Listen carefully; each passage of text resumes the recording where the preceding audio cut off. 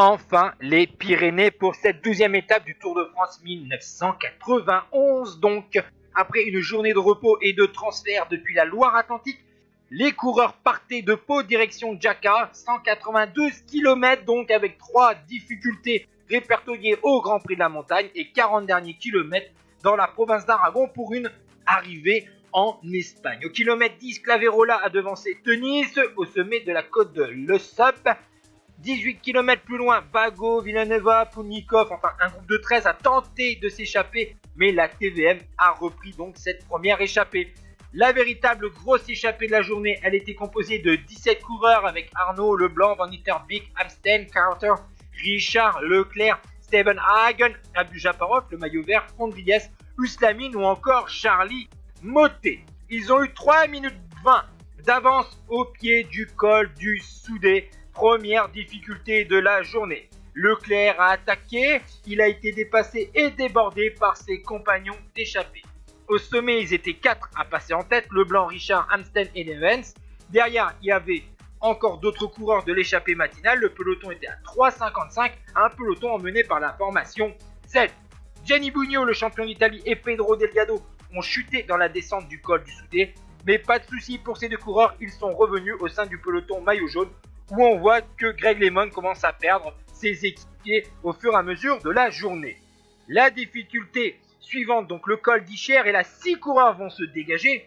Fondriest, Charlie Motet, Nevens, un coureur belge, Leblanc, Amstel, l'américain, et Pascal Richard, le suisse. Le peloton était à 2 minutes 05 au sommet, puis l'écart va remonter à 3 minutes 30 dans la partie en vallée après cette petite difficulté avant de monter la dernière ascension du jour, le col de Samport pour rejoindre la frontière espagnole. Les 6 hommes de tête avaient 4 minutes 20 d'avance sur ce peloton où il n'y a plus d'équipiers autour du maillot jaune, Greg LeMond. L'écart continue à s'accentuer dans cette montée alors qu'à l'avant de la course, Leblanc est en grande forme, Motet aussi, et Nevens a été lâché. Fondriest a explosé et Chozas lui a attaqué depuis le peloton.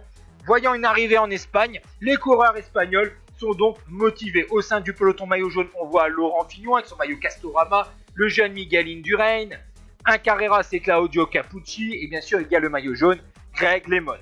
À l'avant de la course, on voit que Leblanc profite des derniers kilomètres de cette ultime ascension du col du Samport pour se détacher. Le dossard 95, Luc Leblanc réalise une belle saison 1991. Il est 6ème du classement général à 4,20 et il vient de finir 8ème du Dauphiné et libéré. Derrière, on a 2 coureurs. Charlie Motet, 4ème du Tour de France 87 et 6ème en 1989 et vainqueur d'une étape avant la journée de repos. Et Pascal Richard, 2ème du Tour de Suisse, course de préparation pour le Tour de France et vainqueur du Trofeo Leguiglia. Pascal Richard, issu de l'école du cyclocross. L'avance pour Leblanc n'est que de 17 secondes au sommet de la dernière difficulté sur le dos. Richard Motet, derrière plus loin, on a Fondriest, Nevens, etc. Et même Nevens va être pris par le peloton maillot jaune.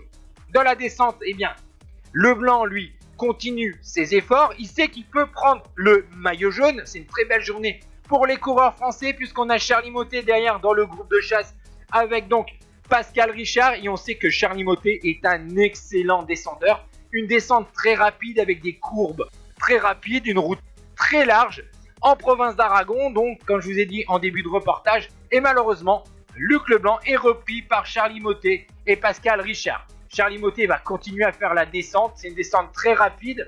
C'est excellent aussi pour Leblanc. Leblanc est moins bon descendeur que Motet et va profiter de l'inspiration de Charlie Motet pour pouvoir reprendre du temps sur le peloton maillot jaune où il y a tous les favoris au classement général. Cette première étape pyrénéenne n'était pas excessivement difficile malgré des conditions climatiques chaudes.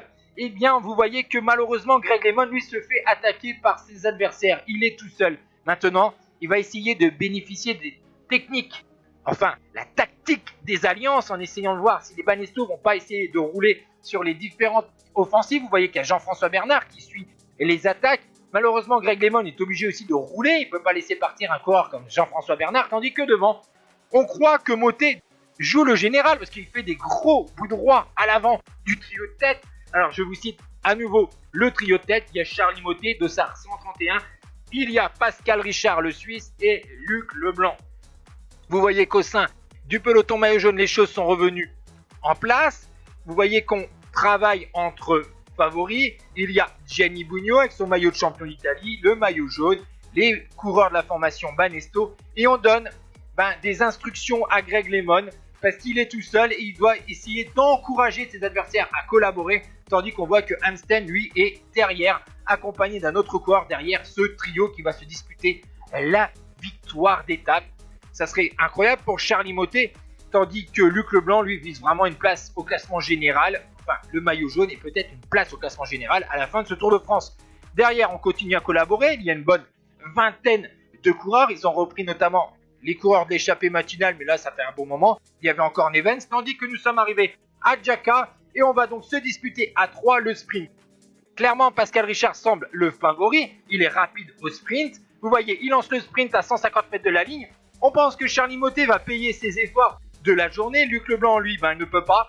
Il s'accroche à une 3e place de l'étape. Et on va voir que finalement, dans les 20 derniers mètres, Charlie Mottet déborde Pascal Richard et décroche un 2e succès consécutif pour la formation RMO. Il y a un 3e bouquet pour son équipe parce qu'il y avait déjà un Brésilien qui s'était imposé quelques jours auparavant. Donc 3 victoires pour RMO. Au sein du peloton maillot jaune, eh bien Miguel Indurain profite d'un petit faux plat montant pour se détacher et prendre quelques secondes d'avance sur Greg LeMond. C'est une petite opération pour le classement général, c'est surtout bon pour le moral. Indurain finit à 6,49 et le peloton maillot jaune à 6,55. On va se concentrer sur le top 10 maintenant de cette étape.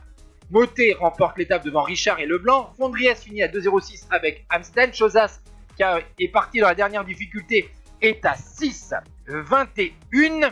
Indurain est à 6,49 devant Vichot, Capucci et Nevens qui a été repris donc par ce peloton maillot jaune. Bien sûr, au classement général, le jeune Luc Leblanc s'empare donc du maillot jaune. Il devance de 2 minutes 35 Greg LeMond, de 3,52 Charlie Mottet, de 4,22 Maurizio Fondriès et de 4,44 Miguel Indurain.